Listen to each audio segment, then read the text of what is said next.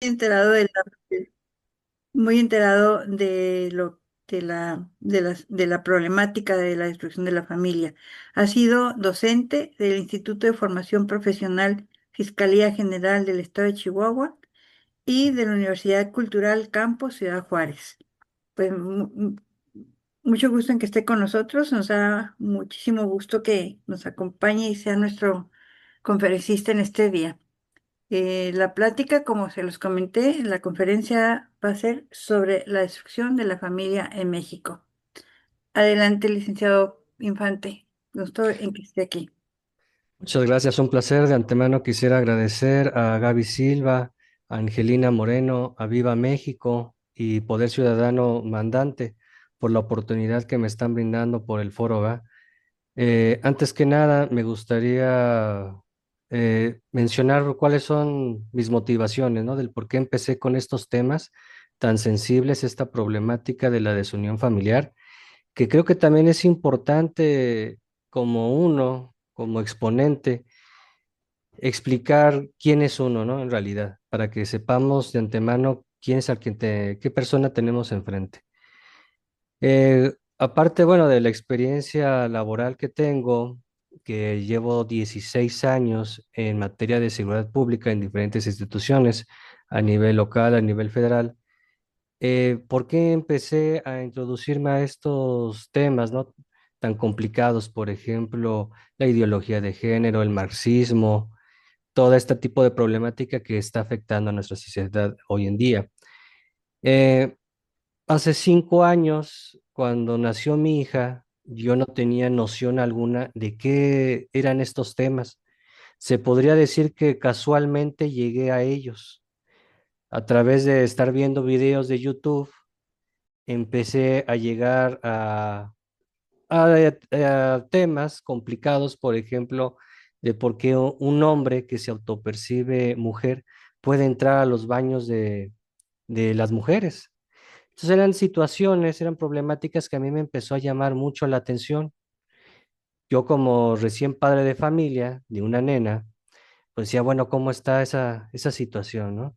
Me empecé a adentrarme poco a poco, empecé a ver debates en respecto a los temas y me fui empapando poco a poco y a la vez yo apenas acababa de tomar la maestría en Derechos Humanos y Perspectiva de Género, que en ese momento no tenía muy en claro qué significaba esto de la perspectiva de género, pero por mi formación académica como licenciado en Derecho, pues sentí que era parte de mi formación, ¿no? Dar ese salto, ese plus.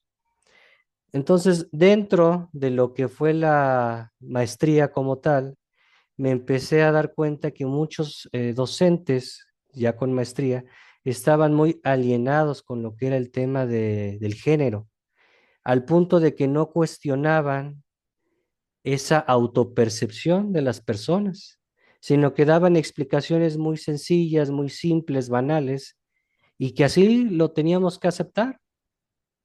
Había un docente que decía en el caso del aborto, que bueno, era una situación que se estaba dando como tal y que era la decisión exclusiva de las mujeres porque era decidir sobre su propio cuerpo y que los hombres no teníamos que opinar en lo absoluto. Entonces yo decía, bueno, ¿cómo es posible que en una universidad, en un lugar en donde nos estamos formando, no hay cabida, no hay espacio para algún diálogo, algún foro? Entonces eran situaciones que me estaban llamando mucho la atención. Entonces decidí a empezar a formarme, a empezar a informarme sobre estos temas y tener un pensamiento crítico que cada vez lo estuve llevando a lo que eran las aulas. Asimismo, pues empecé a tener este pensamiento y llevarlo a todo ámbito de mi vida, tanto en lo académico, en lo laboral, en lo familiar. Y no fue una situación sencilla, no crean que tuve buena aceptación, ¿verdad? Porque empecé a tener mucho rechazo, mucho debate respecto a estos puntos de vista. Entonces, yo me mantuve en mi posición, me seguí informando, al punto en que, bueno, pues puedo dar una opinión más concreta sobre diferentes temas. ¿Esto a qué viene al tema del día de hoy? De que no solamente el día de hoy les voy a hablar sobre la descomposición familiar respecto a la violencia que está sucediendo en nuestro país, en la descomposición que tienen nuestros jóvenes al momento de ser parte del crimen organizado, que es parte de la pérdida de valores y de la fortaleza que tiene la familia mexicana respecto a la conferencia anterior.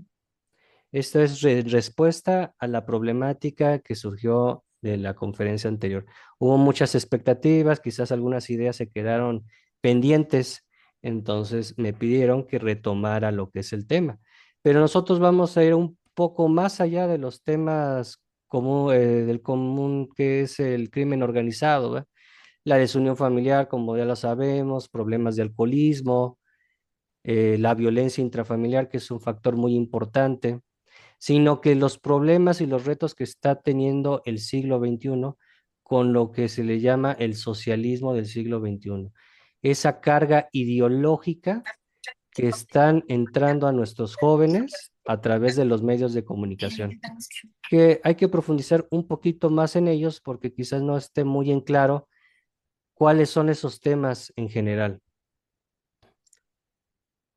Bueno, después de esto, pues me gustaría decir que la familia es el núcleo más importante en el cual el individuo se forma para ser parte de la sociedad. ¿Por qué?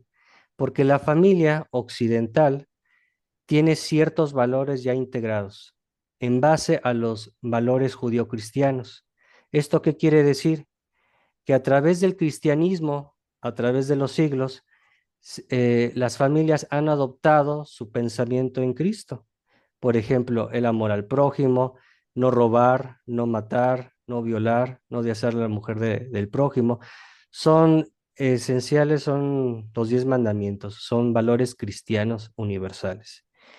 Y eso es lo que ha caracterizado a nuestra región, ¿verdad? A través de lo que es el catolicismo, propiamente en lo que es en México. Y eso ha sido una ley en todo el paso del tiempo. Pero ¿qué es lo que ha sucedido? Que a través de las redes sociales, los medios de comunicación, cada vez estos valores se han ido perdiendo. ¿Por qué? Porque la familia ha tenido presencia, fortaleza en los jóvenes. ¿Esto a qué se lo podemos derivar? A la hipersexualización de los jóvenes, de los niños, ¿a través de qué? Pues de lo que es el reggaetón, a las imágenes, las series de televisión, etcétera. Eso lo ha ido debilitando. Aparte de que ya las generaciones ya no están comprometidas con sus hijos, ya no se toman la molestia de educarlos, de preguntarles cómo les fue en la escuela, qué es lo que vieron en la escuela, ya no se dedican a ver lo que son los libros de texto gratuito, cosas que nuestros padres, nuestros abuelos pudieron haber hecho en su momento, ¿verdad? Sino que prefieren que el docente, el burócrata de la escuela, el parte del órgano estatal, ¿verdad? Sindicalizado, él enseñe y eduque sobre todo a nuestros hijos, cosa que no puede ser. No podemos dejar que un burócrata o un político esté enseñando a nuestros hijos. ¿Por qué? Porque el político les va a enseñar cosas, ideologías que quiere que sean controlados en un futuro. ¿Por qué? Porque los niños son la base de un control estatal, totalmente totalitario, para volverlos débiles en su formación, no solamente académica, como lo hemos visto y sabido en los libros de texto gratuito en diferentes materias, geografía, matemáticas, etcétera, sino es ideologizarlos y confundirlos sexualmente. Un poquito más adelante vamos a ver con mayor detenimiento a qué es lo que me estoy refiriendo y el peligro como tal. Todo esto es lo que a mí me ha motivado para irme formando. El que por qué los niños no caigan en estas ideologías falsas. Preparé una diapositiva que me gustaría compartirla con ustedes. A ver si es posible que aquí encuentre la diapositiva.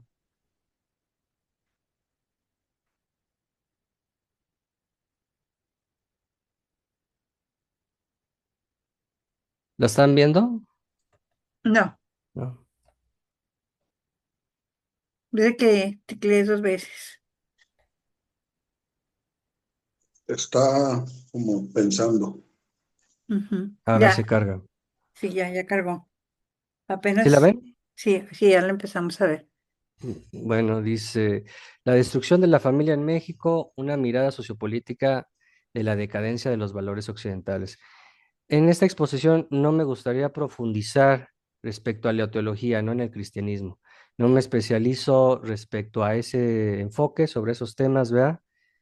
Teológicos, sino que nada más voy a poner en claro que nuestras leyes están formadas en estos principios cristianos, ¿verdad? El no matar, no robar, etcétera, ¿verdad? Respetando siempre lo que es el derecho natural. A mi punto de vista, el derecho positivo, lo que son las leyes, lo que están establecidas, no pueden estar por encima de lo que es el derecho natural. Y eso es todo lo contrario, lo que está haciendo ahora Morena, el régimen, poniendo ideologías. Entonces, vamos a pasar a la siguiente diapositiva. Antes de cada presentación, cada exposición, a mí me gusta empezar con una finalidad, ¿no? ¿Para qué nos va a servir una plática? ¿Cómo esta plática la podemos utilizar en nuestra vida diaria? Entonces, el objetivo, perdón, Ya dormí a tu cama. ¿Me la prestas? No. creo que por ahí hay Ándale. un Hay micrófono un micrófono abierto. activado. Esa es bien bonito. Ahorita lo Cómprala. arreglamos. Sí, creo que por ahí Comparto. hay uno abierto. Les pido también si tienen alguna pregunta, algún cuestionamiento, alguna observación, me las pudieran realizar al final de la presentación, se los agradecería mucho para volver a retomar el punto en concreto. Entonces, ¿cuál es la finalidad de esta presentación? Es aprender y no repetir errores del pasado en discursos y movimientos políticos fallidos. ¿A qué me estoy refiriendo a esto? Tenemos que saber en claro y comprender lo que es nuestra historia. Si no sabemos cuál es la historia de la humanidad, vamos a seguir repitiendo los errores. ¿En concreto en qué? En saber sobre el marxismo, saber lo que es el socialismo del siglo XXI y eso en qué se ha transformado, cómo se presenta en nuestros países. Eso es muy importante. Comprender y modificar la realidad actual de nuestro país. Una vez comprendiendo nuestro pasado y estas ideologías fallidas que en ningún país han funcionado y al contrario, se han llevado la vida de millones de seres humanos, vamos a poder realizar un cambio esencial en nuestro país. No es suficiente tener los mejores deseos para poderlo realizar. ¿Por qué? Porque nosotros que queremos realizar un partido político, que ahorita es un movimiento ciudadano, tenemos que decirles a la gente el por qué estas ideas socialistas con tintes marxistas, por qué es un cáncer. Debemos de empezar a tener un pensamiento ya político, tener una posición política, derecha o izquierda. Tomar conciencia en una formación política en la educación de la familia, así como un proyecto de vida. Una vez que tengamos un punto de vista político, podemos empezar a proponer políticas públicas y tratar de compararnos a los países que realmente queremos ser, de primera potencia, países capitalistas. ¿Qué es la ventaja de ser un país capitalista? ¿Qué políticas públicas vamos a llevar a cabo para lograrlas? Entonces, cada vez vamos teniendo un fortalecimiento como partido político. Y una frase que también me gusta compartir en cada presentación, aquí pues la retomo lo que es el arte de la guerra, ¿verdad? Porque yo considero que esta es una batalla cultural, que también es una batalla espiritual, pero ¿cómo vamos a llevar a cabo esa batalla? ¿A través de qué? De manera prácticamente como se está conduciendo el país y la censura que se está llevando cada vez más, tiene que ser una batalla clandestina en la cuestión ideológica. ¿Por qué? Porque tenemos que cuidarnos a nosotros mismos de que al tratarnos de expresar o transmitir las ideas de la libertad, para cambiar nuestra realidad como país, el régimen no nos vayan a tratar de meter a la cárcel, ¿verdad? Por realizar discursos de odio, por promover el odio, etcétera, cualquier tipo de mentira que quiera achacarnos el régimen, con la finalidad de silenciarnos. Entonces, la frase sería: conoce al adversario y sobre todo conócete a ti mismo y serás invencible. Tenemos que saber cómo piensa el adversario, cómo piensa el enemigo. Así como yo los invito a que lean y se formen sobre estos temas, no solamente ver una parte de la biblioteca que podríamos estar en rechazo a estas ideologías, sino también ver y entender el punto de vista que ellos utilizan para engañar a la población, a la ciudadanía, y a través de ahí refutarles, a través de debates públicos, esas falacias, esas mentiras. Bueno, propiamente, lo de la delincuencia en los jóvenes. A través del tiempo de estos 16 años que he tenido como servidor público en diferentes instituciones en materia de seguridad, en una de ellas tuve la oportunidad de trabajar en penales federales. Y estuve en 4 o 5 penales diferentes, en el cual pues me di cuenta de la vida que ellos llevaban ahí, el por qué ellos reincidían. Había algunos que cumplían su sentencia y nuevamente volvían a recaer en el mismo problema. Podemos ver, uno, que la reinserción social en México no existe. ¿Por qué? No existe la infraestructura, los programas para reinsertarlos en la sociedad están fallidos. 3, cumplen su sentencia y regresan a sus comunidades que son pobres, que son marginadas, el cual tienen una presencia muy fuerte del crimen organizado, o mejor llamarlos terroristas, como ahora lo llama Estados Unidos. ¿Y qué hacen? ¿Qué opciones tienen para poder integrarse a la sociedad? No fueron capacitados en prisión, en sus comunidades son muy pobres, no hay industria, no hay inversión, y no es cuestión de justificarlos, eso es lo que es parte de la realidad. Y regresan a delinquir. ¿Qué es lo que sucede con los jóvenes? Los jóvenes, muchos caen en lo que es en la pobreza, no tienen los suficientes recursos para continuar con sus estudios. Por lo tanto, consideran que una manera de poder salir de la pobreza es formando las partes del crimen organizado en sus filas. Aquí estamos en pantalla una noticia periodística de Azteca Noticias, en el cual refiere los diferentes roles que tienen los menores de edad en el crimen organizado. Es una noticia reciente que a partir de los 9 años, pues son parte de lo que son los halcones, ¿verdad? Ahora hay otros que son reclutados para vender droga, transportarla. ¿Por qué utilizan a menores de edad? Por dos cosas. Uno, cuando los vea la policía no va a sospechar de ellos, ¿verdad? No los van a detener, pues porque son niños. Segunda, si cometen un delito grave, ¿qué es lo que va a pasar? Tienen una pena menor o simplemente no son enjuiciados por su corta edad y al poco tiempo salen y vuelven a ser reclutados. Esta es la finalidad del por qué el crimen organizado los recluta. Y no solamente eso, los envicia, les paga con drogas, se envician con diferentes sustancias y están encadenados al vicio. Ahora en mi último empleo como agente investigador, ¿qué es lo que me he dado cuenta cuando ahora visito los domicilios? Están en completa destrucción. La droga los inhibe tanto a jóvenes como adultos a un cuidado de su persona. Prácticamente es como un denominador, que vivan en la suciedad, en la completa ignorancia, no les importa nada, solamente quieren estarse enviciando. Por eso es importante rescatarlos de esas drogas. Pero ¿cómo los vamos a rescatar?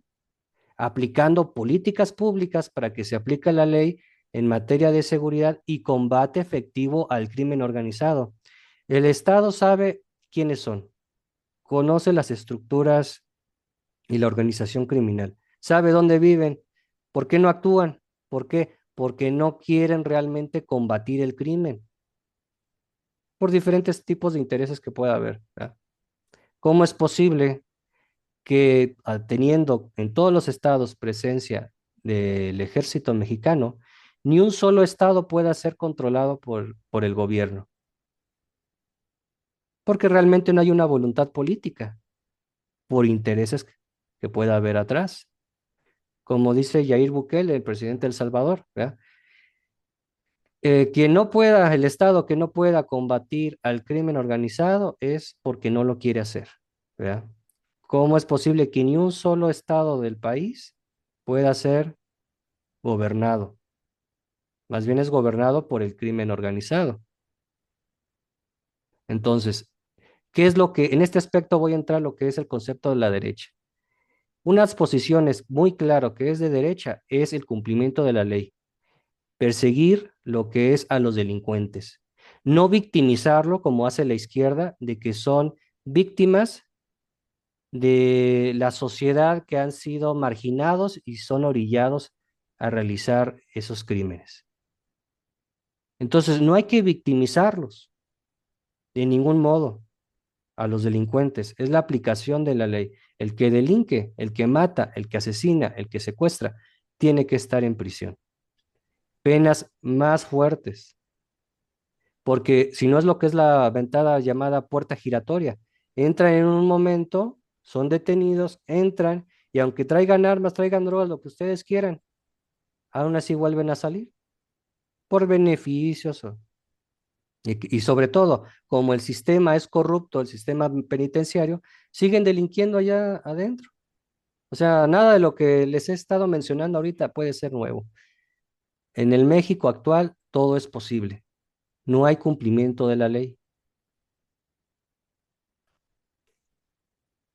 En el año 2021, aproximadamente, dentro de lo que es mi maestría en Derechos Humanos, tuve la fortuna, la oportunidad de poder realizar un estudio, y perdón por ser autorreferencial, ¿verdad? Pero considero que es muy propicio para lo que es el tema, el cual mi tesis se realizó el cómo la subcultura del narcotráfico entra y modifica la percepción de los jóvenes para unirse a sus filas. Pero esto, ¿a cómo les llega a ellos? Pues a través de las redes sociales, de las series de televisión, etcétera. En ese año no había ningún estudio en nuestro país el cual pudiera reflejar esta problemática, cómo los medios de comunicación, con la finalidad de vender, de tener rating a través de la apología del delito, cómo captaban la atención de los jóvenes. En ese año no había ninguna información respecto a ese tema, ¿verdad? Había otras investigaciones en otros países de la región, Latinoamérica, que abordaban sobre el tema del crimen organizado en los jóvenes, pero no la influencia que había en los medios de comunicación, ¿ok? Entonces yo realicé el estudio en una preparatoria en jóvenes de rangos entre de 14 y 17 años, en tanto hombres como mujeres, a través de un estudio, cuestionarios de manera cuantitativos, pues a ver de qué manera, cuál era la percepción de ellos hacia el crimen organizado. Entonces, tuve diferentes gráficas, resultados interesantes, el cual también se pudieron evaluar nivel social, educativo, su entorno familiar, económico, cuáles eran las aspiraciones de estos jóvenes para entrar al crimen organizado y teniendo en cuenta que la maestría en Derechos Humanos es con perspectiva de género, ¿verdad? O sea, ¿qué es lo que género? Pues todo lo que entra en torno alrededor de la mujer, ¿verdad? Prácticamente así lo venden el Estado, que el género es la mujer. Entonces, ¿cuál era el enfoque que las niñas, las adolescentes, tenían respecto al crimen organizado? ¿Verdad? Se sentían empoderadas, libres, un eslogan más de la izquierda, ¿verdad? Del feminismo radical de cuarta ola, qué es lo que, cómo ellas tenían esa visión, ¿verdad? Bueno, entonces ellos, para hacerles más digerible las gráficas, ellos consideran que el crimen organizado sí es una opción para poder salir adelante, ya sea porque son de bajos recursos, porque no pudieron terminar sus estudios, consideran que es factible. Ellos saben y están conscientes de que sí es un delito, es que sí se cometen delitos ahí, pero dicen, bueno, yo también tengo necesidades y no quiero vivir en la pobreza, quiero salir de la pobreza. Y esto es lo, digamos, lo peor de todo, ¿verdad? Que ellos no quieren compararse a sus padres. ¿Por qué? Porque ellos ven su entorno familiar de pobreza, de violencia familiar, de escasez de cualquier tipo de gusto, distracción, recursos. ¿Y qué es lo que quieren? No quieren parecerse a sus padres. Entonces ellos, con la finalidad de salir de ese entorno, de sentirse aptos, queridos, aceptados en un núcleo, ¿verdad? De delincuentes y que ellos se sientan también, digamos, necesitados, aceptan estar en esas filas de los delincuentes. ¿Por qué? Porque en su entorno familiar los padres no están presentes, esa es la realidad. Ya sean, porque ya sea en Ciudad Juárez, un ejemplo, estén 8 horas, 12 horas en la maquila y realmente no tienen tiempo para, llegan y ya llegan cansados y no se toman el tiempo de ver qué es lo que está pasando con sus hijos, quiénes son sus amistades. Otra cosa también podría ser que estén distraídos en las redes sociales. Ya las familias ya no se sientan a dialogar, a conversar, todos están en las pantallas, absorbidos por las pantallas cada quien. No saben qué están haciendo sus hijos.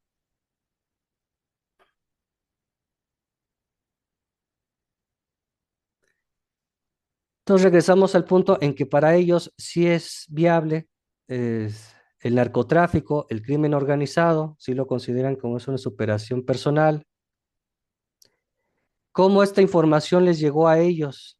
A través, el estudio está realizado a través de lo que es las redes sociales, a través de lo que es la aplicación de series de entretenimiento por paga de lo que fue Netflix.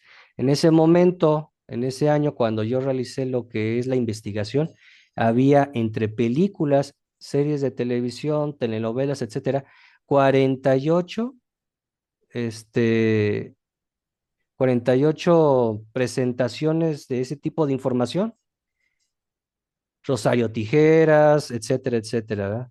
En el cual hablaban mucho, digamos, en el caso de Rosario Tijeras, de lo que es el empoderamiento de la mujer.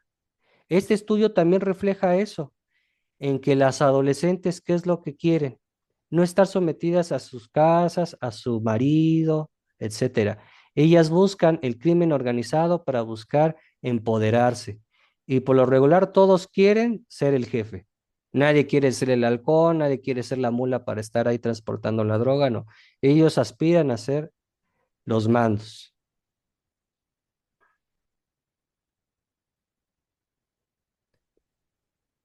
Entonces, en concreto, eso es lo que dio lo que es el estudio. Esos son los resultados.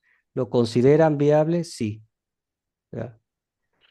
Este link que les estoy poniendo al final de esta diapositiva es, y nuevamente, si el que guste copiarla y guste checarla, verificarla, es una nota periodística en el cual en Sinaloa unos jóvenes hicieron una emboscada al ejército. Pasó aproximadamente hace una semana, no tiene mucho que sucedió, y eran jóvenes de 16 años, Mm. enchalecados, con armas largas, y les hicieron frente a los del ejército. Hubo varios detenidos, entre ellos menores de edad. Entonces, es una problemática reciente, muy difícil de poder erradicar en nuestras familias, pero sobre todo, si los padres de familia le ponemos atención a nuestros hijos, va a ser posible, ¿verdad? No dejarlos a la deriva. Ante esto, Gracias a Dios, ¿verdad? En unos cuantos años, otras personas ya han tomado cartas sobre el asunto, ¿verdad? Igual una nota periodística del Universal, el cual dicen que en el estado de Michoacán ya grupos de ciudadanos ya se han dado cuenta de la problemática, de la desunión familiar que hay. Entonces empiezan a checar lo que es la problemática en sí y a través de lo que es los centros educativos, lo que son las familias y las iglesias, empiezan a trabajar de la mano para poder sacar a los jóvenes de la delincuencia. Están tomando cartas sobre el asunto, ellos mismos no están esperando al gobierno federal y local para poder llevar a cabo esta problemática. Entonces, son unas buenas noticias, son modelos que igual podemos replicar en nuestras ciudades y, ¿por qué no? De ahí, tomar opiniones y proponer políticas públicas. Pasando a otro tipo de problemáticas, ¿ya? Porque no solamente, pues, es el contexto de la pobreza, de la desigualdad, ¿ya?, que pueda haber en nuestro país. El gran cáncer que está es el crimen organizado, es el narcotráfico, porque como no solamente son las trabas del INE, ¿no? Para que nos pone para poder llegar a ser un partido político, sino que también los partidos que ya están tienen alianzas con el crimen organizado. Entonces, son como sus brazos armados. Si a alguien no le gusta lo que, lo que piensa el gobierno, no está de acuerdo con sus políticas en materia de seguridad, ¿qué es lo que pasa? Lo mandan y lo ejecutan, ¿verdad? O el crimen organizado ya está en un grado tan alto que cualquier presidente municipal ya lo ejecuta. Es el caso del expresidente este, de Michoacán, el señor Manso, que en paz descanse, ¿verdad?, que lo ejecutaron. Critica las políticas públicas en materia de seguridad, no les gustó, lo ejecutaron.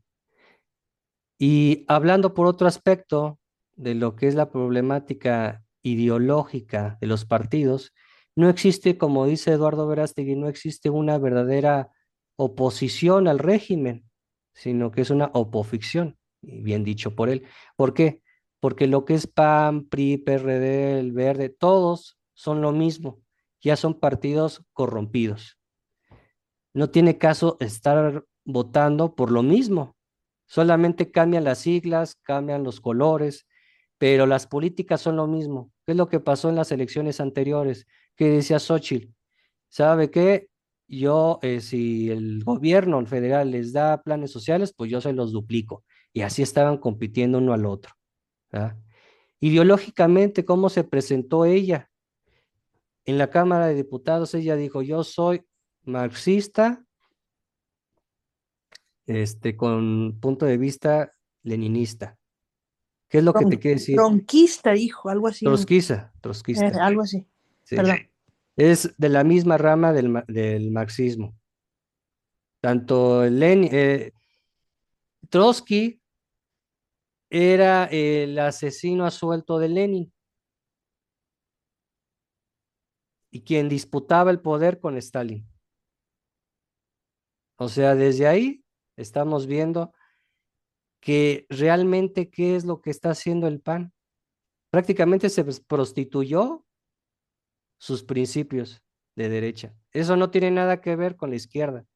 ¿Por qué lo están haciendo ahora? ¿Por qué? Porque tanto el globalismo y el socialismo del siglo XXI en muchos países ha tenido una presencia muy fuerte. Han estado metiendo su ideología. Entonces, ¿qué es lo que quieren? Quieren captar votos. ¿Y qué es lo más fácil? Pues hacer populismo de izquierda, prometer, regalar dinero. Eso es lo que quieren. Por eso se atreven a poner a una mujer de este tipo, ¿verdad?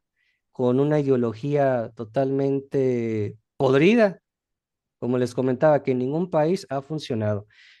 Y ya sea que sea Claudia, Marcelo, etcétera, todo es lo mismo. ¿Por qué? Porque pertenecen a una facción política de izquierda. Yo decía, bueno, ¿cuál es la diferencia? Quizás cuál es el peor de los males entre nuestros tiempos, desde que llegó Andrés Manuel, o Cedillo, o Calderón, o Echeverría, etcétera. Yo veo esta como parteaguas. Los presidentes ante todos son corruptos, todos son ladrones. En eso todos tienen en común. La cuestión es de que los anteriores, aparte de ser ladrones, se iban del país y ya no volvías a saber de ellos. Pero la diferencia de Andrés Manuel ahorita es de que aparte que son ladrones, son peligrosos ideológicamente, porque ellos creen realmente en lo que es el marxismo, para establecerlo ya como una dictadura. Recordemos que ellos todo el tiempo están en comunicación, en formación, en congresos, en foro. No olvidemos lo que es el foro de Puebla. Anteriormente fue en Brasil con Lula, el foro de Sao Paulo, y en el foro de Puebla se transforma a lo que es el socialismo del siglo XXI. Hagamos un poquito de historia de lo que fue el foro de Sao Paulo, de que ante la caída de la Unión Soviética, lo que es el muro de Berlín, Cuba se iba a quedar sin financiamiento del comunismo soviético. Entonces, ¿qué es lo que hace Fidel Castro? Ve esta problemática, no le quiere caerle este desfinanciamiento y se quiere reorganizar. Entre ellos, invitan a varias personalidades de ese momento y que después se convirtieron en presidentes. Por ejemplo, entre ellos están las filas del matrimonio Kirchner, ¿verdad? Que estuvieron ya 20 años como presidentes en Argentina, Evo Morales, Hugo Chávez, etcétera. Entonces, de ahí fue un congreso muy exitoso. Y en unos momentos más vamos a ver por qué estas ideologías han pegado tan fuerte. Un contexto más del por qué el por qué está en peligro lo que es el cristianismo en México, esos valores católicos. En la Cámara de Diputados, un diputado no puede dar una plegaria, no puede hablar de Dios, no. ¿Por qué? Porque los morenistas se enojan, piden lo que es Estado laico, pero lo que no entienden es de que una persona, un político que sea creyente, que tenga ciertos principios, moralidad, una fuerza espiritual, no puede, según ellos, no puede estar con el Estado, no puede ser un político, no puede ser. Pero fíjese qué contradicción, porque ellos optan porque la división, ¿verdad? Del Estado laico, lo que es la religión con el derecho. Pero cuando es lo de la toma de protesta de Sheinbaum, pues ¿qué lo hicieron? Muy al indigenismo, ¿verdad? Con cánticos y, o sea, muy a lo indígena. ¿Eso también es religión? Podríamos considerar lo que es religión pagana, ¿verdad? Desde un punto cristiano, no es cristiano, ¿ya? Pero ahí sí está bien. ¿Por qué está bien? Porque una de las caras que tiene el socialismo del siglo XXI es el indigenismo, el cual es la lucha, el conflicto entre el indígena, el que supuestamente es propio de una región, y del conquistador, del hombre europeo. Entonces, ese es otro conflicto que inventa más la izquierda. Recordemos que la izquierda siempre busca conflictos en la sociedad, porque recordemos la frase, divide y vencerás. Si tenemos una sociedad dividida y débil, es más fuerte, es más fácil poderla manipular, poderla controlar.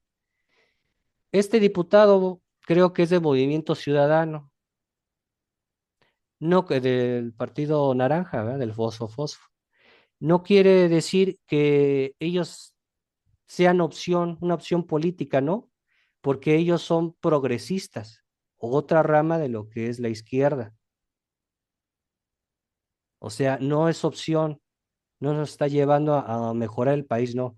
Pero independientemente de quien lo diga. Si tiene la razón, pues debemos de dársela, ¿verdad? En este caso, si este diputado tiene principios cristianos, ¿por qué no los puede expresar libremente? ¿Estamos de acuerdo? O sea, independientemente de qué partido esté, si está diciendo la verdad, si está expresando, ¿verdad?, su espiritualidad, ¿por qué no? Aquí lo concreto, ¿en qué nos vamos a basar? ¿En qué nos vamos a enfocar?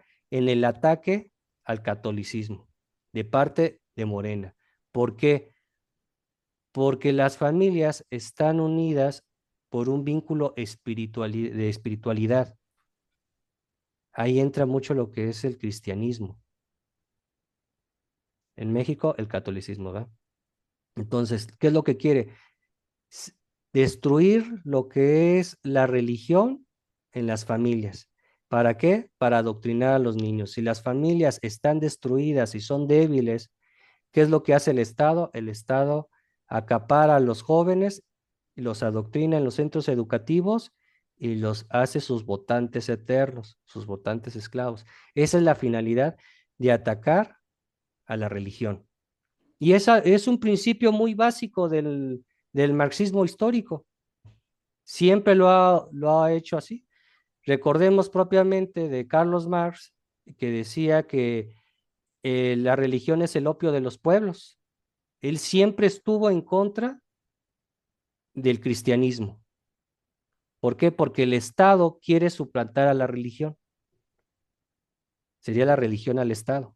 Entonces, este es otro ataque más que está enfrentando la religión en estos tiempos.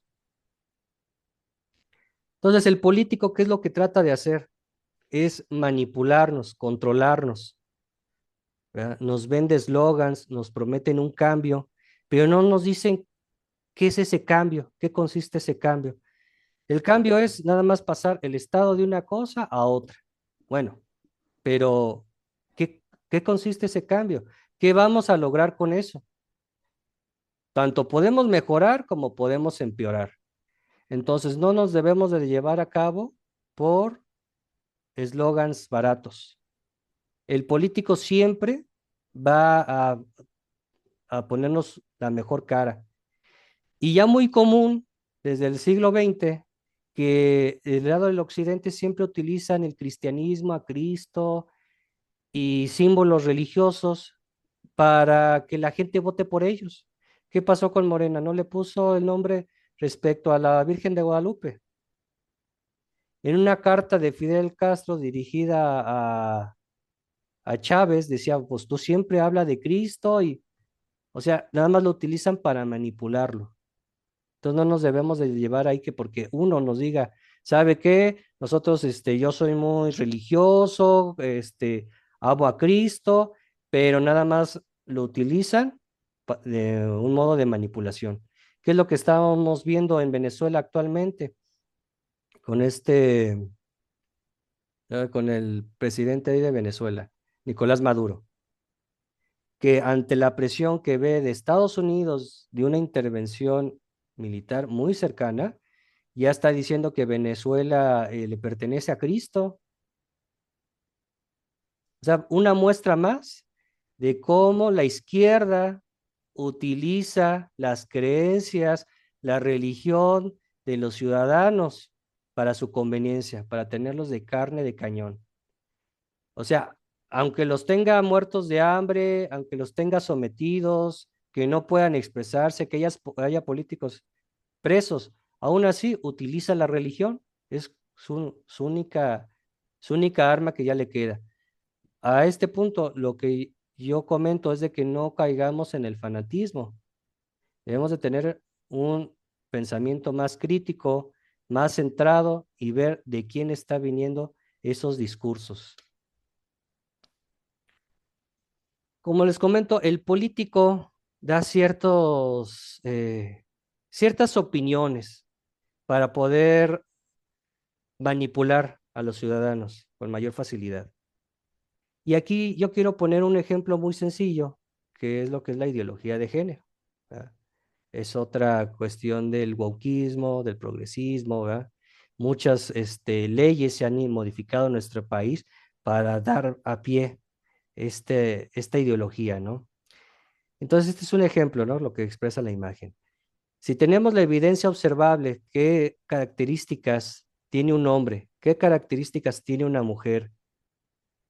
¿Cómo podemos saber de eso? Pues a través de las ciencias más rigurosas, la biología, eh, la neurología, las diferentes ramas de la ciencia. Podemos saber qué es un hombre y qué es una mujer. Y a través de eso, o a través de la evidencia observable, pues, a través de la lógica, podemos llegar a cabo un método analítico, deducir, ¿verdad? ¿Cuál es nuestra realidad? Poder explicar nuestra realidad. Y conforme a la ética, a nuestros valores, nuestra honestidad, decir, ¿sabes qué? Esto es verdad o esta es mentira. ¿Por qué? Porque el político socialista, ¿qué es lo que te está inventando ahora? Que un hombre biológico se pueda autopercibir como una mujer. Y eso ya es ley. Y por lo tanto tú debes de respetar su autopercepción. Y si la persona quiere entrar al baño de mujeres o a los vestidores, pues lo tiene ese derecho, porque si no ya es discurso de odio.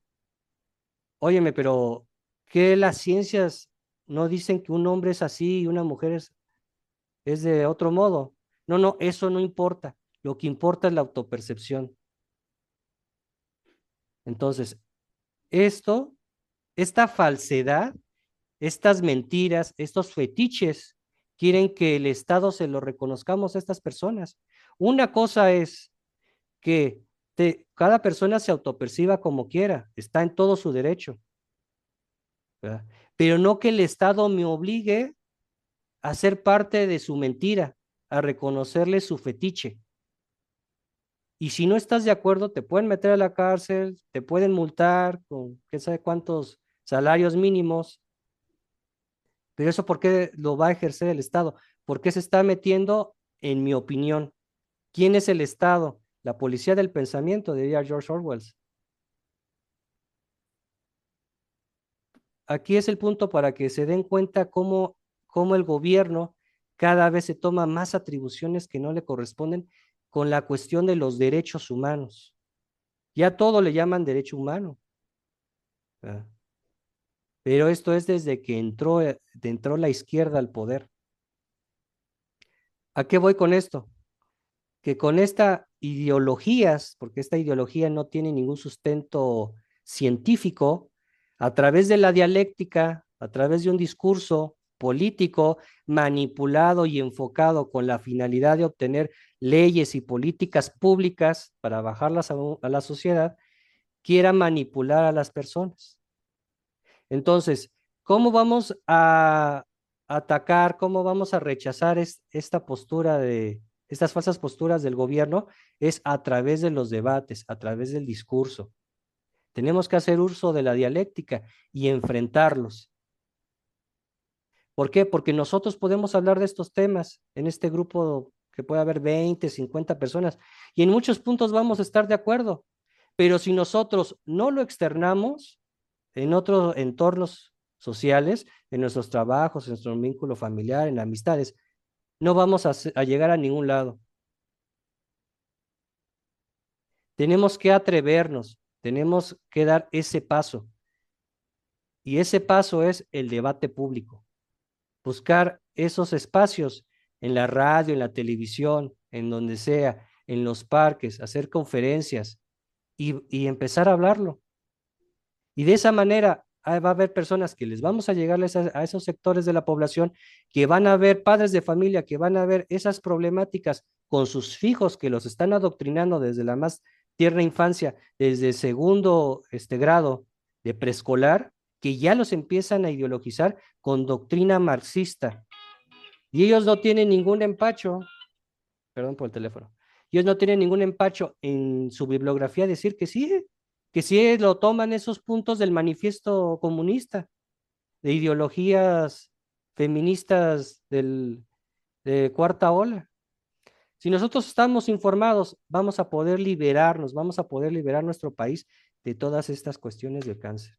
es algo muy importante que nosotros empecemos a hablar de estos temas, porque todo esto afecta a la familia, todo esto afecta a los niños. ¿Por qué? Porque los confunden, porque como quieren, por su instinto de adolescentes, quieren ser rebeldes, quieren hacer la revolución, toman ideologías que no son propias de ellos, las hacen suyas, pero ni siquiera saben de qué están militando, qué están pidiendo.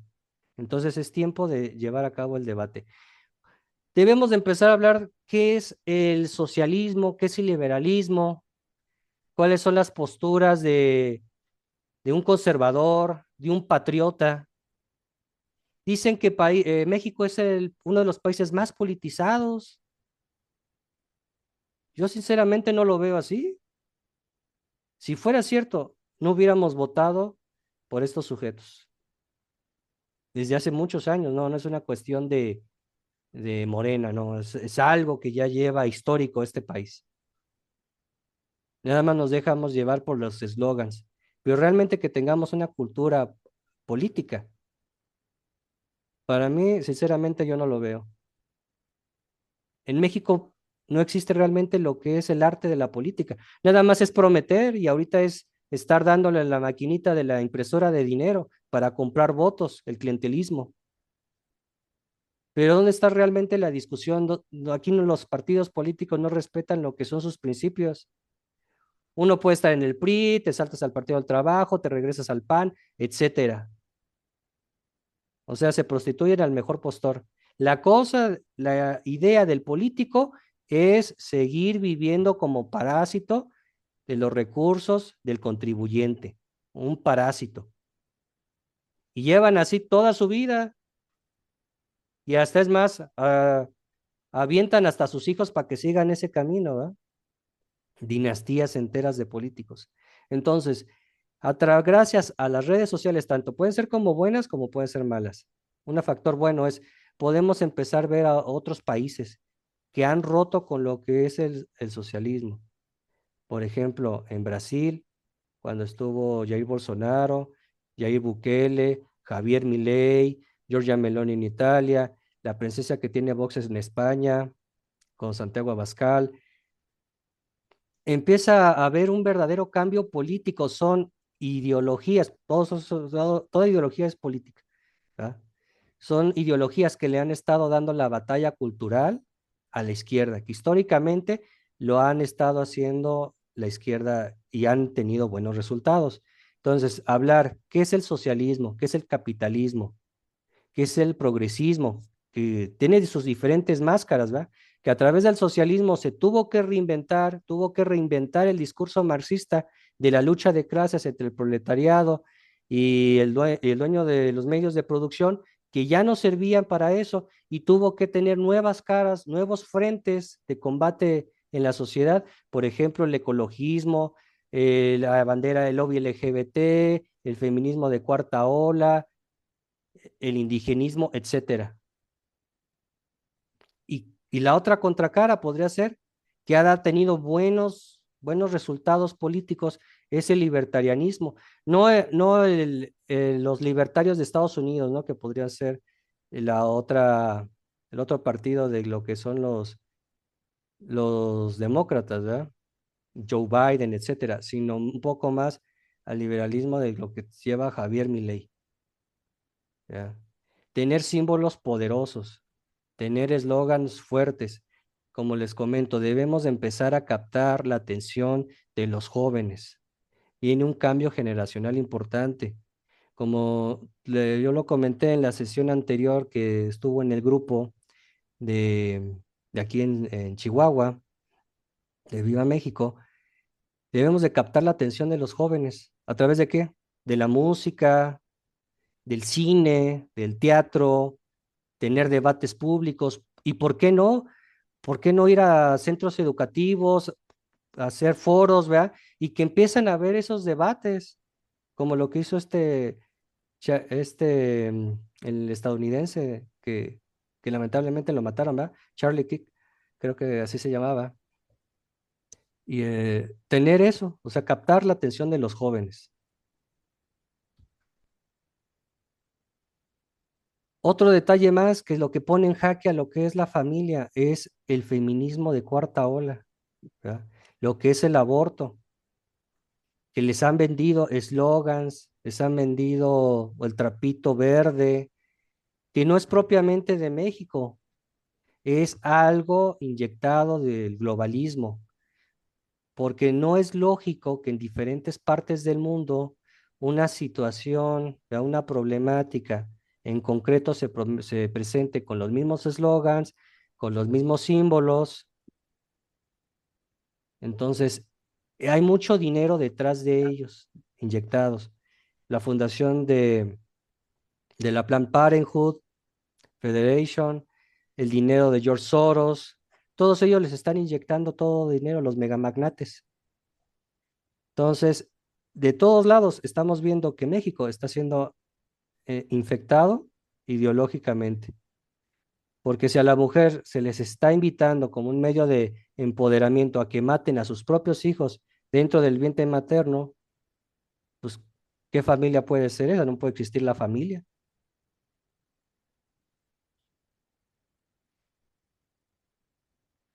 Ahora, ¿cómo se presenta también más lo que es el lobby LGBT? ¿Verdad? ¿Cómo atacan a nuestros niños? A través de lo que es los dibujos animados, el amor es amor, que detrás de esa frase está invitando a que entre por la puerta lo que son los pederastas.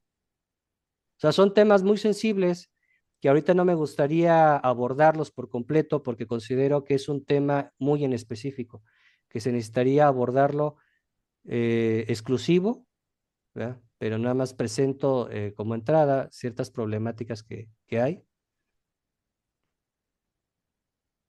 ¿Cómo estamos en Chihuahua? ¿Cómo estamos en Ciudad Juárez? ¿Verdad? Igual se presentan lo que es mismos eslogans. Ya a través de los debates se ha dicho que la homofobia no existe, es una palabra inventada. Bueno, como no hay un debate serio, no hay algo claro, ¿verdad? Para poder defender ellos su posición, ¿sabes qué? Pues, ¿qué es lo que ponen aquí? No es una fobia, usted no tiene miedo, usted es un imbécil, o sea, simplemente la descalificación, sabiendo que anteriormente en los manuales de psiquiatría, en el DSM-5 desde 1973, todavía se presentaba la disfobia de género como un padecimiento mental, que después a través del lobby LGBT lo retiraron de los manuales de psiquiatría, pero científicamente no se demostró que no fuera una enfermedad mental. Entonces, todo esto se presenta en nuestro país, el cual todas estas marchas llevan a los niños jóvenes que quieren y piden hormonización, apoyo del aparato estatal a través de los impuestos que los financien a sus operaciones de cambio de sexo, que sabemos que el sexo no se puede cambiar, que los hormonicen de por vida. Todo esto viene de la mano de una de las caretas del socialismo. Ahí yo hago mucho hincapié de todo esto, que quede muy en claro, porque nada de lo que está pasando está a la suerte. En el ámbito político, cada vez les dan más apertura a estas ideologías, apoyando eslogans, y no sé si lo pudieran observar en esta diapositiva, perdón, en el lado inferior izquierdo. Esta es una imagen que es sacada de las capacitaciones que da el mismo gobierno a sus empleados para enseñar lo que es la perspectiva de género, que dice socialismo, no, perdón, dice socialización del género. Dice, ¿dónde reproducimos los estereotipos y roles de género? Y ponen un ciclo, y el primero de ellos es la familia. Conforme a esta ideología, están diciendo que la familia reproduce estereotipos de género, que papá hace esto, mamá hace esto, la hija hace esto. Entonces, ¿cuál es el objetivo? Es destruir la familia, quitar a papá y a mamá de la ecuación para que el Estado te lo adoctrine. ¿Dónde va a reforzar este adoctrinamiento? En las escuelas. ¿A través de qué? De meter lo que es el lenguaje inclusivo. ¿Por qué es necesario empezar a meter estas ideologías, este tipo de lenguaje? Porque si podemos modificar cómo tú hablas, es más fácil poder modificar cómo tú piensas. Entonces es una cadena, es cíclico de todos los ataques que está llevando lo que es la familia. Y están abiertos, o sea, Morena está todo lo que a mí me sorprende en poco tiempo, realmente cómo han avanzado en sus políticas públicas, cómo lo han reformado, cómo lo han contaminado, y que en otros países duró 20 años, lo hicieron de manera gradual, pero ellos se siguieron, ¿verdad? Sin ninguna consideración se siguieron. Hace un par de años, un político de Morena, ¿verdad? En la Cámara de Diputados burlándose de lo que es la religión católica, disfrazándose de lo que es de un cardenal. ¿Y qué pasó? No pasó nada. O sea, el Estado sí se puede meter con la religión, sí puede hablar de la religión, sí se puede burlar del cristianismo, del catolicismo, pero las iglesias no pueden hablar de la política, porque eso es el Estado laico. Es un ataque frontal a la espiritualidad de nuestro país, al catolicismo. Y abiertamente se presentan igual en la Cámara de Diputados, ahí está la bandera comunista, y se puso el himno de la bandera comunista. A lo mejor algunos dirán, bueno, ¿y de qué me sirve saber eso? Bueno, si quieres combatir y conocer a tu enemigo, tienes que saber de dónde viene.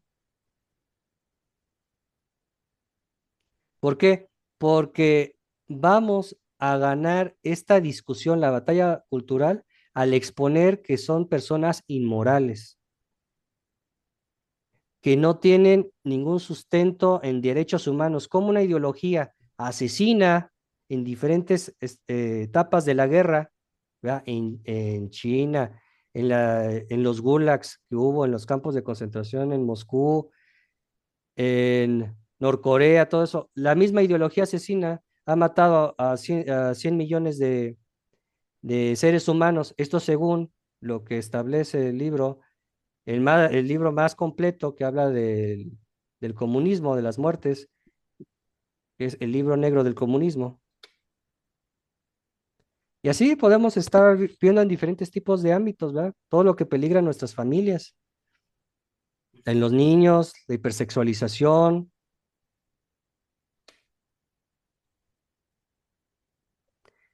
Ahora, esta comparativa se me hace a mí muy curiosa, ¿no? También es importante saber qué es otras ideologías, por ejemplo, el nazismo, el fascismo, porque en la actualidad los debates políticos utilizan mucho ciertas palabritas, ¿no? Por ejemplo, la izquierda, si quiere descalificar a la derecha, le dice que es un facho, ¿no? Muy utilizado en España, muy utilizado en Argentina, pero ¿qué es un facho? Pues es un fascista. ¿Qué es el fascismo? Pues es la ideología que implementó Benito Mussolini en Italia, ¿verdad? Dentro del contexto de la Segunda Guerra Mundial. ¿Qué es el nazismo? Pues también, porque muchos políticos de derecha los tachan de nazis. Pero si no sabemos el lenguaje con el que nosotros nos están atacando, con las etiquetas que la izquierda nos quiere poner y estigmatizar, porque una vez es lo que quiere hacer la izquierda, desprestigiar, descalificar a su contrincante con una simple etiqueta y pues ya lo que sea que pueda decir esa persona, pues ya queda descalificado, ¿verdad? Entonces a mí me gusta mucho esta imagen de que están estos niños en el tren con banderas nazis y los niños que están abajo con banderas LGBT. ¿Por qué? Porque siempre es muy fácil manipular a los niños. Hago mucho hincapié en esto. Siempre quieren manipularlos de ese modo porque son fáciles llegar a ellos. Los niños, con tal de agradar, de agradarles a los adultos, pues los niños optan por ideas que ni saben ni qué significan, ¿verdad? Y así los manejan, los manipulan. Hijo, hijo. Otra cosa más, en cuestión Joven. del peligro que está llevando lo que es este socialismo, en específico lo que es la cuarta ola del feminismo, que atacan las imágenes religiosas. Aquí una imagen de la Virgen de Guadalupe, si no mal veo, que es aquí en Argentina, siempre las marchas allá del feminismo siempre terminan en en la iglesia más cercana. Las vandalizan, defecan sobre las escaleras, y aquí todo lo que es lo sacro lo rechazan las feministas. Es otra ofensa a los principios cristianos. Todo esto, ¿qué nos repercute? En que son políticas públicas en materia de salud, en derecho internacional, aplicación de la Agenda 2030, que ningún país lo pidió, ningún país lo debatió, pero a través de los políticos vendidos lo aceptan. No, estos temas no se ponen a debatirlo. Podrán poner cualquier tipo de tontería a votación, pero los temas esenciales nadie nos consulta. La educación sexual integral, lo que es la ESI, que te la venden como una salida para evitar los embarazos tempranos, pero ya una vez que los aprueban y están en las escuelas, empiezan a contaminarlos. Es como un caballo de Troya. Entonces, los invito a lo que es la reflexión. Ahora, como nosotros, como ciudadanos, como padres de familia, ¿qué podemos hacer ante esto? Seguirnos quejando, hablar entre nosotros, retroalimentarnos o empezar a formarnos de manera activa. No debemos de esperar a que el líder nos diga qué tenemos que pensar, qué tenemos que leer, porque si no, estaríamos cayendo en lo que están en los otros partidos políticos. Tenemos que empezar a romper ese paradigma. No hacerle el culto a la personalidad al líder. Yo tengo muy en claro que de este movimiento entre mismos ciudadanos van a salir los líderes. Pero si vamos a, a estar dispuestos a tener alguna figura política, a estar en alguna candidatura, debemos de tener el conocimiento básico para poder debatir de estos asuntos. Entonces, en estos 5 años de las lecturas que yo he podido llevar, he tratado de proponer un temario, un estilo de formación, porque son muchos temas y entonces podemos quedar abrumados por tal cantidad de información. Entonces, qué herramientas podríamos utilizar? Documentales, libros, grupos de Facebook, de WhatsApp, ¿por qué no grupos de lectura? Con la finalidad de que nos quedara más claro todos estos temas. Y pude realizar un esquema de estudio, una especie de temario, el cual pues más o menos quedaría por este orden, ¿verdad? O sea, saber la historia del comunismo y de ahí cómo se reinventa al socialismo del siglo XXI. Ahí podría entrar lo que es la escuela de Frankfurt, ¿ya? Que es el progresismo, que es la cultura woke, y de ahí nos pasamos lo que es el estado presente, que es lo que dice mucho Morena, ¿verdad? Que el estado del bienestar. Podrán disfrazarlo con otras palabras, pero es prácticamente lo mismo. Vamos a recordar que lo que está pasando en México no están innovando absolutamente nada. Podemos compararlo en otros países, en Venezuela, en Argentina, etcétera. Y son políticas públicas que ya se aplicaron y que no funcionaron. Nada más que aquí los están implementando. ¿Por qué? Debemos de recordar que ellos sí están organizados, ellos sí hay foros internacionales, tienen dinero ilimitado. ¿Por qué? Porque son parásitos que viven de los recursos. Entonces, si tenemos dinero ilimitado, pues podemos reunirnos todo el tiempo que queramos, ¿verdad? Todas las veces al año que queramos, en diferentes países. ¿Qué otro podría ser? El feminismo, la historia del feminismo y las 4 olas del feminismo, que vendría siendo la cuarta ola es el feminismo radical, lo que estamos viviendo, lo que es el aborto. En este aspecto, no solamente es, a mi consideración, es ver una postura espiritual.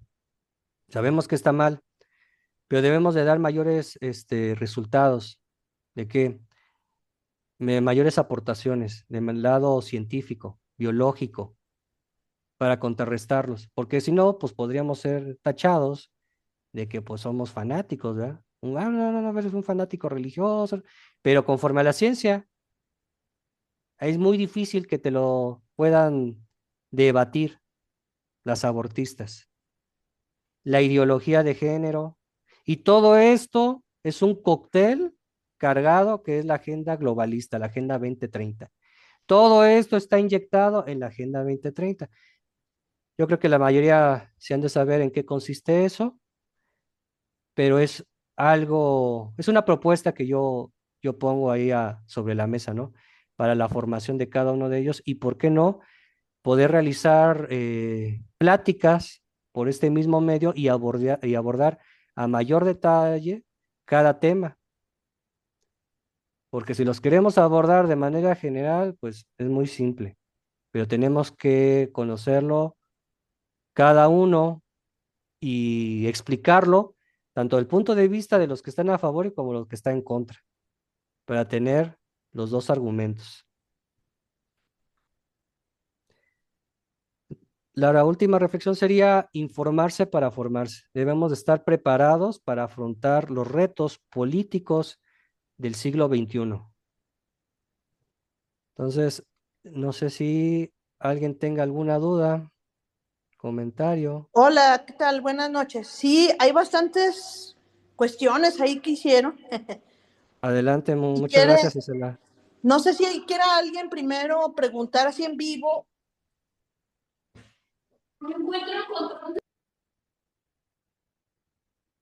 Bueno, si me permiten hacer mi pregunta. Sí, claro. Adelante. Por ahí la puse en el chat, pero básicamente es, si existe, en este tema del delito, que te agradezco, licenciado, tanto tu tiempo como el que nos impartas ahí, tu punto de vista. En el tema del delito, ¿qué mediciones hay? Seguramente habrá de las mediciones de las fiscalías o tal vez algo de los reclusorios, pero mi pregunta sería si tú sabes si existe alguna medición por parte del INEGI que nos diga realmente cuál es la situación de las personas que están recluidas en los penales, ¿verdad? Su estado civil, el delito por el que entraron, la pena que les pusieron, si la compurgaron completa, cuál es su origen social, su estrato socioeconómico, de qué barrio vienen, de qué estado, de qué, etcétera, ¿no? Creo que falta mucha información como para poder entender si la política pública que está proponiendo el Estado, el que sea, el de ahorita de Morena o el que vaya a estar en el futuro, pues es una política pública, vamos a decir, medianamente adecuada, ¿no? No sé si sabes tú si hay alguna situación así. Y digamos, alguna medición. Creo que la invitación sería para este grupo que busquemos mucha información medible. Digo, si hay que platicar, debatir o ¿cómo se llama? O argumentar, pues el número duro es el que al final del día cuenta, ¿no? Junto con el punto de vista de cómo se expresa, pero creo que el dato duro es importante conocerlo y además no solamente conocerlo, sino contrastarlo, ¿no? Hoy veía en el periódico una nota, por ejemplo, que decía que el 30%, casi el 30%, el 25%, una cosa así, del Producto Interno Bruto estaba o iba relacionado con el trabajo no pagado, ¿no? El trabajo que usualmente hacen las mujeres en el hogar este, y que aunque ya hay mayor participación de los hombres, pues todavía quedamos a deber. Entonces, todo eso tiene un valor económico, ¿verdad? Simplemente a mí me mandan lonche todos los días, como mejor que en el restaurante, y bueno, y eso pues requiere un esfuerzo, una capacitación, una, este, pues una formación, ¿verdad? Ese sería mi comentario y pregunta. Muchas gracias, Gerardo. Mira, claro que sí, el tiempo que estuve en lo que son los penales federales, sí existe lo que es una estadística. ¿Por qué? Porque al momento de que esos datos de qué parte del país es, cuánto es su ingreso mensual, o sea, el contexto social del individuo, sí, sí lo existe, porque al momento cuando ingresan son datos que se recaban y todos esos datos se suben a una plataforma a nivel federal. Quizás el INEGI no lo tenga tan claro, ¿verdad? Los números. ¿Por qué? Porque esos datos pues son propiamente ya dentro de los centros penitenciarios, ¿verdad? Que no se dan tanto a conocer. ¿Por qué? Porque digamos, si lo que es la base de datos de Plataforma México, que se supone que debería de ser este, la base más esencial, completa en materia de seguridad, ni siquiera tienen esos datos concretos, como dice el dato duro, ¿verdad? Pero sí, sí existen esos datos, nomás que digamos que están en reserva, ¿verdad? No sé si más o menos lo contesté, pero en sí el dato, que me digas tanto porcentaje, todo eso, pues no, no lo tendría a la mano, el dato como tal. Sí, no, muchas gracias, licenciado. Con eso, ya me doy idea.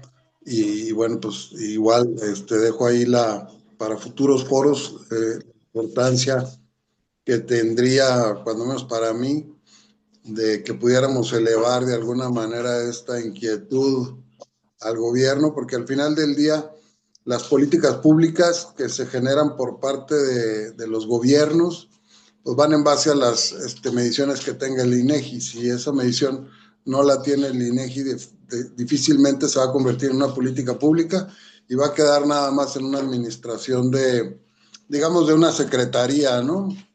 Tal vez. Pero te agradezco mucho. Así es, indudablemente, pues creo que además de las estadísticas, ¿verdad? Lo que nos puede arrojar un dato, creo que es evidente para todos, pues que en el ámbito de seguridad, pues estamos fritos. O sea, no se está cumpliendo lo que es la ley, cada vez hay mayor delincuencia. Y pues la política pública de los abrazos y no balazos, pues no, no está funcionando. Y cuando es un reclamo legítimo de la ciudadanía, de los alcaldes, que falleció, el alcalde Manso, ¿va? Que lo asesinaron al momento de exigir el cumplimiento de la ley y el apoyo a nivel federal, pues no se lo dan de manera inexplicable, pues ni siquiera él se salvó, ¿verdad? No, no lo protegieron. Era muy incómodo para el gobierno. Entonces creo que la realidad nos supera y está ahí palpable para todos. Lo anormal lo volvimos normal. Ya en nuestros hogares estamos viendo la manera de cómo encerrarnos. Y en vez de que los delincuentes estén encerrados en las cárceles, nosotros estamos encerrados en nuestro hogar. A eso hemos llegado a este país. Entonces, ya sabemos que las cárceles están saturadas, no hay espacios.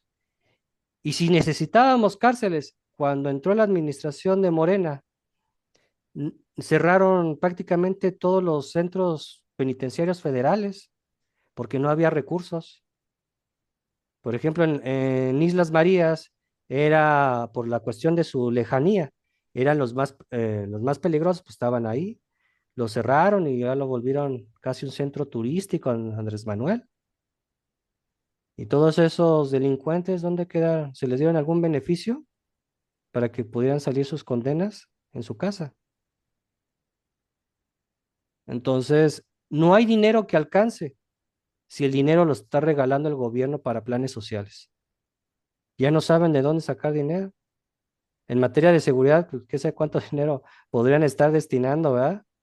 Pero la mayor parte del dinero se va a planes sociales, al clientelismo político. Entonces, Gerardo, muchísimas gracias por tu comentario. Muy bien, también aquí hay varias cuestiones del señor Jorge Luis Vargas, el ingeniero. No sé si quiere usted preguntarlas directamente o las leo. Yo creo que tú léelas, Isela. Bueno, Bueno, un paréntesis rapidito. Miren, pues se supone que el tiempo de preguntas y respuestas es de media hora para no cansarlos. Por eso en el chat de inscripción donde se inscribieron para la conferencia, la sugerencia es que lo que no alcancen a preguntar ahorita lo anoten, junto como por ejemplo ahorita la inquietud que tiene Gerardo, pues de qué podemos hacer, o sea, que estas conferencias den más fruto y que trabajemos juntos por algo que realmente, como lo estamos viendo, la solución la tenemos los ciudadanos, no los gobiernos, no los políticos. Entonces, sería muy agradable que en el chat donde se inscribieron, porque como no, pues no saben todos mi número del chat, a ese inscriban sus preguntas y también sus inquietudes. Yo he platicado, que tengo un gusto de haber platicado con él varias veces pues por chat, porque no siempre hablamos por teléfono con el licenciado Infante, y él tiene muy buena predisposición para, como ya nos sugirió, pues hacer algunos foros, algunos podcasts o también algún plan para trabajar en comunidad y en más bien unidos como sociedad. Entonces, los que no alcancen ahorita a hacer sus preguntas, no se preocupen, escríbamelos en el chat donde se inscribieron y posteriormente yo me pongo de acuerdo con el licenciado Infante para hacer, pues miren, ahorita hay mucho que nos está ofreciendo y yo creo que hacer próximamente, muy cercana a la fecha, eh, otro, pues otra conferencia, un podcast o un foro para que él nos conteste todas las preguntas que ustedes tengan y también para responder alguna inquietud. Entonces, si quieres, Isela, las preguntas que tú veas que están ahí en donde nos están preguntando, pues las que fueron primeras para no cansar a todos. ¿Cómo ves? bueno, voy a preguntar. Mire, el señor Jorge Luis dice, y hace dos preguntas aquí. Dice, ¿puede estar la jurisprudencia sobre la ley natural? Y una segunda pregunta que puse, ¿el trabajo obligatorio de los presos viola sus derechos humanos? Ok, mire, pues yo considero que lo que es la jurisprudencia, debe estar basada en considerar lo que es el derecho natural. Y yo lo veo como ejemplo en lo que es el derecho a la vida. ¿En qué aspecto? Para mí, ningún derecho es más importante que vivir, que un ser humano que tenga vida, porque otro derecho es irrelevante. El cadáver no tiene derecho alguno. Entonces, si el derecho internacional, el derecho mexicano, no puede asegurar el derecho al nacimiento desde el momento de respetar la vida, desde el momento de la concepción, como así lo ha demostrado las ciencias más rigurosas, entonces, qué puede ser lo que es el derecho a vivir? O sea, hay ciudadanos de primera clase, de segunda clase, los pobres ya no tienen derecho a vivir porque pues vienen a este mundo a sufrir. Entonces, el legislador, al punto de vista, debe de tener en cuenta que el derecho natural es primordial y conforme a eso, a lo que nos dice la ciencia, a lo que nos dicen las materias más rigurosas, ya demostradas, comprobadas, ¿verdad? Legislar sobre eso. ¿Cómo puede ser posible que el aborto sea aprobado a las 12 semanas, todavía se puede abortar, porque es el derecho de la mujer? Es lo que va a decir el de la Suprema Corte, ¿verdad? El legislador. Pero entonces, ¿en qué momento exacto es? Minuto antes, al minuto antes de las 12 semanas, ¿ya no se considera un ser humano? ¿Ya no tiene por qué vivir ese bebé, ese ser humano en formación? Y ya después del minuto 12, después de las 12 semanas, entonces ya es un ser humano. Entonces es una situación matemática, o es el derecho a vivir como ser humano. Entonces, a mi punto de vista, el derecho natural siempre debe estar por encima de lo que pueda decir el legislador, el político. Un ejemplo de ello también lo veo, digamos, en el nacionalsocialismo, en lo que fue la Segunda Guerra Mundial. Los legisladores del nazi decían que el judío no tenía derecho, que podía ser maltratado, podía ser juzgado, despojado de su propiedad privada, podía estar en un campo de concentración, y eso lo estableció el Estado a través de jueces, pero no, pero su calidad humana. Entonces, gracias a los juicios de Nuremberg, a través del derecho natural se estableció que el ser humano tiene derecho por el simple hecho de ser humano, de estar vivo. Para mí sería el antecedente más claro en esa cuestión de la primera pregunta. ¿Y la segunda pregunta cuál era, perdón? ¿Se me la podían repetir?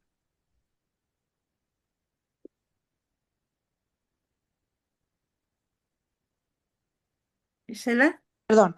Sí, es que no se abrió el micrófono, perdón. ¿El trabajo obligatorio de los presos viola sus derechos humanos? Para mí no, porque el trabajo que puedan llevar dentro de un centro penitenciario, uno, es para que ellos aprendan un oficio, para que después de su sentencia tengan una capacitación y puedan lograr lo que es la reinserción social, regresar a su comunidad y de ese oficio poder ser parte de la comunidad, no regresar a delinquir. Esa es la finalidad de la cuestión de aprender un oficio dentro de las cárceles. Ahora, si estamos hablando que si dentro de la cárcel, ¿verdad? El que está privado de su libertad a través de una sentencia, ¿verdad? Va de ese modo a resarcir el daño a la víctima o resarcir el daño a lo que es a los ofendidos, pues en mi opinión está perfectamente bien. ¿Por qué? Porque si no, ¿de qué manera va a resarcir el daño? El delincuente cometió el delito, está dentro de la prisión, está compurgando una pena, pero la afectación, si podríamos medirla, alguna remuneración, ¿verdad? Monetaria por el asesinato, por el daño que provocó ese sujeto privado de su libertad, pues debe de pagarlo. Y otra cosa más, también sería correcto que el que delinquió también se sostenga a él, que lo que son sus comidas, su sustento dentro de prisión, que de ese mismo trabajo, de ahí él se mantenga, que no sea una carga para los contribuyentes, que no sea una carga para las personas que sí pagamos nuestros impuestos, que cada día vamos a nuestros empleos y nos ganamos la vida honestamente. ¿Por qué los ciudadanos deberíamos de tener la carga de mantener la subsistencia de alguien que violó, que alguien que mató, que alguien secuestró? Y esto no es buenos deseos o algo ficticio que yo me estoy sacando de la manga, es algo que ya se está aplicando en El Salvador con Jair Bukele. Por eso es tan criticado por los derechos humanos. ¿Por qué? Porque el socialismo y el orden mundial, pues dice, no, ¿sabes qué? Esto está en contra de los derechos humanos. Recordemos que siempre el socialismo es el defensor de los derechos humanos. O sea, se envuelve con la bandera, ¿no? Pero ellos son los que cometen la cantidad de atrocidades. Ellos son los mismos organismos internacionales que están en contra de esta política pública en materia de seguridad de la que yo estoy hablando, son los mismos que están a favor del aborto. Entonces, ¿qué es lo que estamos haciendo? Estamos manejando la doble moral, ¿verdad? Doble vara. Así es. Entonces, a mi punto de vista, debemos de terminar con este tipo de discursos, de que, no, hay que, pobre delincuente, ¿no? Y bueno, ¿y la víctima? Bueno, ¿y sus familiares? ¿Acaso ellos no tienen derecho a que se les repare el daño? Así es. Yo creo que también este es un buen ejemplo de una buena posición de lo que es ser de derechas. Gracias. Muy bien. Muchas felicitaciones. Le mandan bastantes personas aquí. El ingeniero Jorge Luis quiere decirle unas palabras. Le voy a dar el micrófono un ratito. Ay, Gracias, adelante.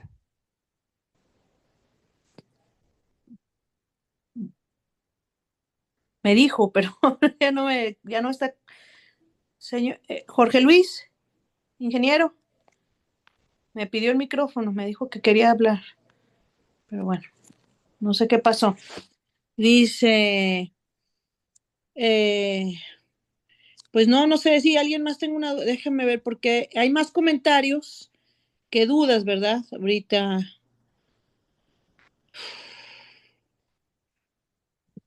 Aquí hablan, Isma dice, pregunta sobre el CUR biométrico y la seguridad de nuestros datos, privacidad y libertad. ¿Qué gravedad e importancia tiene levantar la voz y detener todo esto? Gracias por la Gracias. pregunta. Gracias. Mire, yo lo veo de este modo. El Estado es completamente totalitario. Busca la manera de controlarte en todos los aspectos de tu vida privada. Ahora, también en lo monetario. Y este es un aspecto un poco del paralelismo de lo que está pasando en China. En todos los sistemas biométricos está metido lo que es el Estado. Si el Estado te tiene identificado a través del iris, aparte de todos tus datos ya los tiene, pero si tiene control de tus cuestiones biométricas, también va a tener control de tus estados de cuenta. Mm, Es lo que está sucediendo en China. La persona, el disidente que critica al régimen comunista de China, ¿qué es lo que hace? Le va quitando puntos, lo va bloqueando. Al punto, todo ahí se maneja con tarjeta. Ya la finalidad, y no sé si lo han visto en las noticias aquí en México, que dice Claudia, el presidente, que dice que para el año 2030 espera que se fomente más el manejo de transferencias electrónicas y que se reduzca el manejo de mano a mano de la moneda común. ¿Esto con qué finalidades? Para que Hacienda, el SAT, como ya lo hemos visto antes de que termine este año, cada rato vemos noticias de que ahora te va a cobrar este impuesto. No debes usar esta palabra en tus aplicaciones porque el SAT te va a querer cobrar más. O te puede congelar las cuentas o te puede meter una multa, te retiene el dinero y en lo que tú arregles tu problema bancario y aclares de dónde tú sacas ese dinero, Hacienda mientras te va a multar. ¿Por qué? Porque te quiere controlar. ¿Para qué te quiere controlar? Para que no hables. Si estás en contra del gobierno, te amuela, pues sí, ¿verdad? Si te así. quiere quitar dinero, ¿verdad? O recaudar más, pues de ahí te lo va a aplicar, te lo va a sacar directamente de las cuentas. Esa es la finalidad. Entre más poder uno le dé al Estado, más poder nos va a tener vigilados, nos va a tener dominados. Sí, yo metí un amparo, perdón, que lo diga aquí metiéndome, para que no tener que hacer el CUR biométrico, pero por lo que yo escuché la vamos perdiendo. Recuerden que como Morena tiene captado todos los tres poderes, no hay dependencia en ninguno de ellos. Todo lo que apruebe se lo van a aceptar. Ahora recuerden, bueno, dicen con la finalidad del pretexto, no, no, es que para tener mayor control, y seguridad, los delincuentes no manejan eso, ¿eh? A los delincuentes no les importa las cuestiones biométricas, no, ellos no hacen esas tonterías. Ellos van, te levantan, te secuestran, te ejecutan, donde quiera que estés. Imagínate si el delincuente se dedica a eso, hasta todas sus familias se dedican a eso, y va a ir a ponerse. a que el Estado los cheque. No, pues es una locura. Y el Estado lo sabe, pero nos venden esa dialéctica, utilizan la dialéctica para confundir a la población. Entonces, lamentablemente, pues estamos de mal en peor.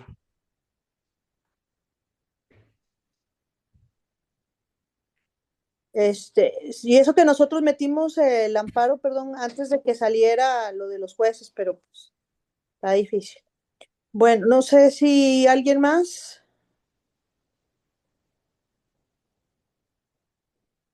Bueno,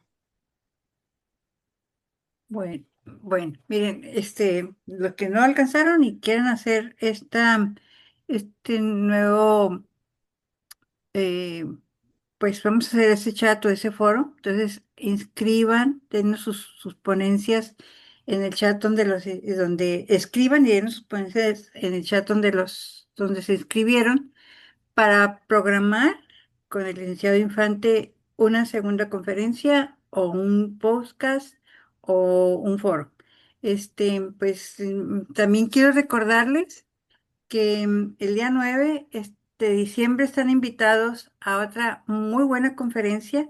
Esta va a ser a las 11 de la mañana, que va a ser como la segunda parte de esta, porque esta es por una república policéntrica y el orden de una sociedad civil. Yo creo que va a ser un poquito la continuidad de esta que estamos teniendo, independientemente de que podemos organizar otra con el licenciado Infante. Y luego el 16 de diciembre a las 8 de la noche, esta sí va a ser más a la misma hora de esta, es el cristianismo del siglo primero, una mirada desde la era postcristiana en un clima político y social hostil, que es casi lo que nos está pasando ahorita aquí en nuestro país, ¿no? Que quieren lastimar el cristianismo. Y pues tenemos por ahí otra que estamos esperando que ya nos confirmen, si no nos pasaríamos hasta el 27 de enero con otra conferencia muy buena también de situación jurídica del aborto en México. Entonces yo les invito para que estén al pendiente, les vamos a mandar de nuevo la invitación a nuestro chat, a nuestros conferencistas se los vamos a mandar directamente para que también nos puedan acompañar. Y pues yo le agradezco mucho esta buenísima conferencia y toda la información que nos hizo el favor de compartir. Hemos tenido, como bien dice Isela, muchas felicitaciones, les ha agradado mucho y pues con el favor de Dios, si se puede, hacemos una segunda conferencia más ampliando los temas que se vieron ahorita. Pues gracias a todos por acompañarnos, gracias licenciado Infante y pues una puerta abierta para que nos sigan acompañando en las siguientes conferencias. Muchas gracias, Angelina, y a Movimiento Ciudadano, a Viva México, a Gaby. Y más que nada, como yo lo dije al principio de mi presentación, soy un ciudadano más, no estoy patrocinado por nadie, no tengo otro interés más que informar las problemáticas que suceden en nuestro país, aclarar algunas dudas de la mucha o poca información que pueda tener, estoy a sus órdenes, ¿ya? Con el afán de informar, proteger a nuestras familias y sobre todo proteger a nuestros niños. Y espero que las personas que estuvieron aquí presentes les haya servido la plática y que tomen en cuenta lo que es el temario para que empiecen un poquito su formación, en poderse empapar del tema y así tener elementos que seamos un equipo multidisciplinario. Entonces les agradezco mucho. Gracias. Al contrario, muchas gracias. Buenas noches a todos y pues un gusto que hayamos podido compartir esta conferencia. Buenas Bendiciones. noches. Buenas Gracias. noches. bueno. Cuídense mucho.